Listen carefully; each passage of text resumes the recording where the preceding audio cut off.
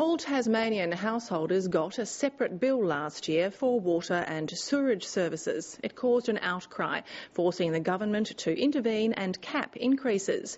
Now, some Tasmanian businesses are angry. The publicly owned corporation that sends out the bills, called Onstream, is vying for private sector work as well. Local councils and the business sector are demanding an urgent review of its operations, saying it's got an unfair advantage and it's costing taxpayers money. Fiona Breen reports.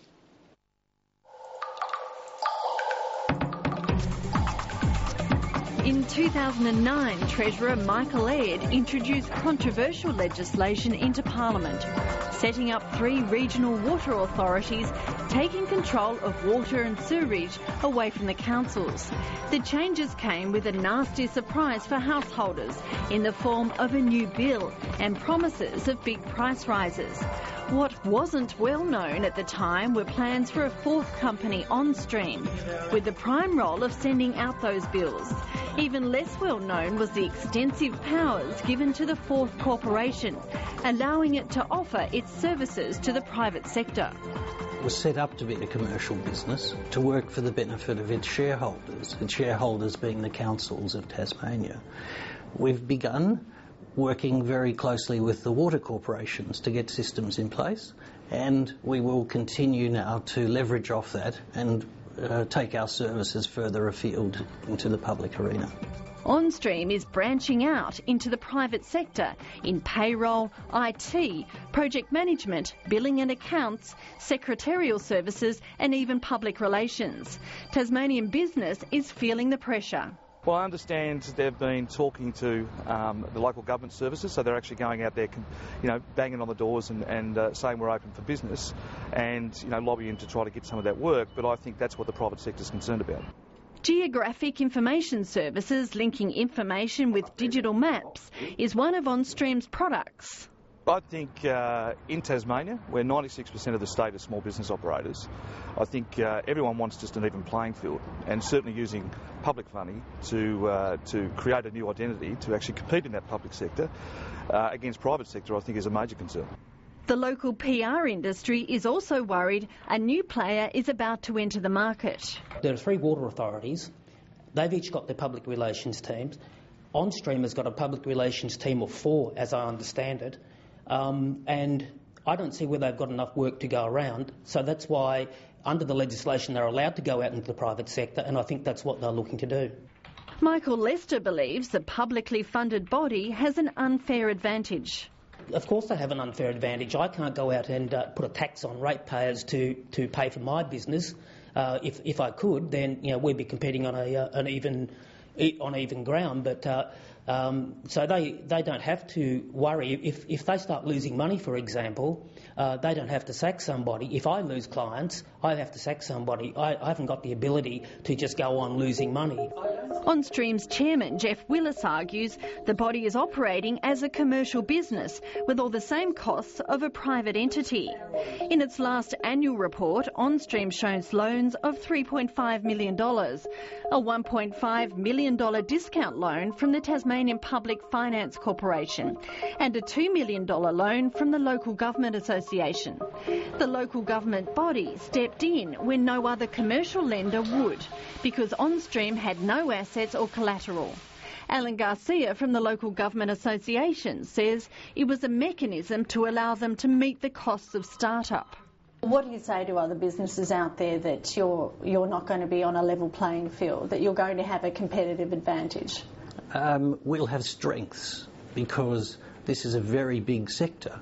The water and sewerage sector is more than $2 billion of assets, and Onstream will be providing services throughout that sector, and that will build strengths, and we'll leverage off those strengths to provide commercial services to others.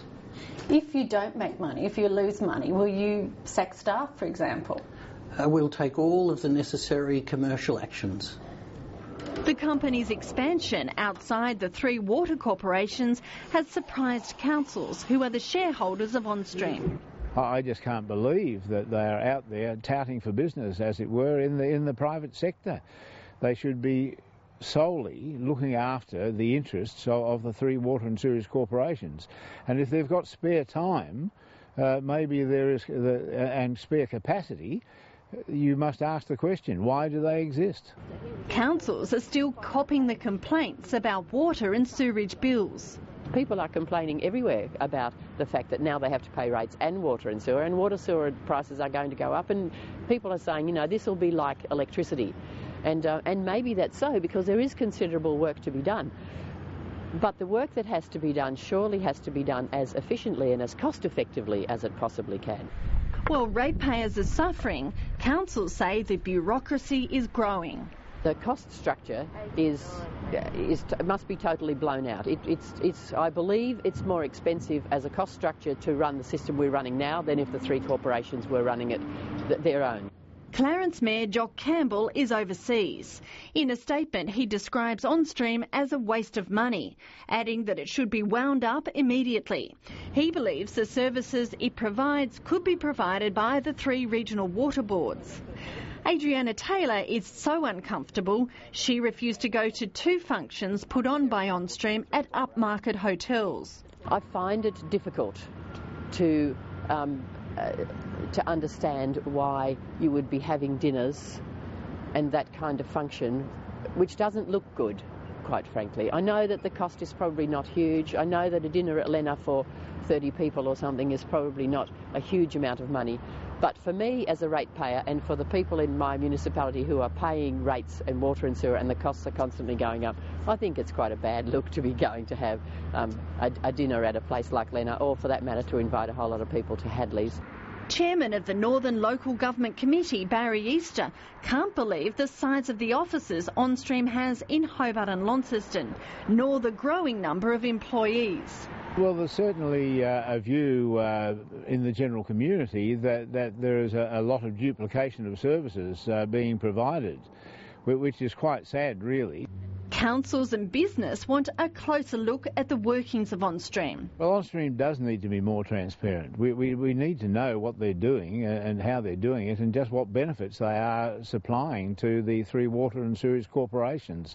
The biggest concern that we hear is that there is a fear of a lot of duplication and a lot of people being employed, and we're not too sure what their output is. 18 months after the water boards were set up and 12 months after Onstream started operation, the councils and business are calling for a review. It needs to be really tight. If I were a corporation that was being set up and where you know that the public is concerned about the fact that prices are going up and that they're forecast to keep on going up, then I would be being very careful, I think. They're very entitled to their questions. We're working very cooperatively with councils all around the state, but it's new, and we've got to be aware that it's new, and we've got to go out of our way to keep explaining ourselves, and we're happy to do so.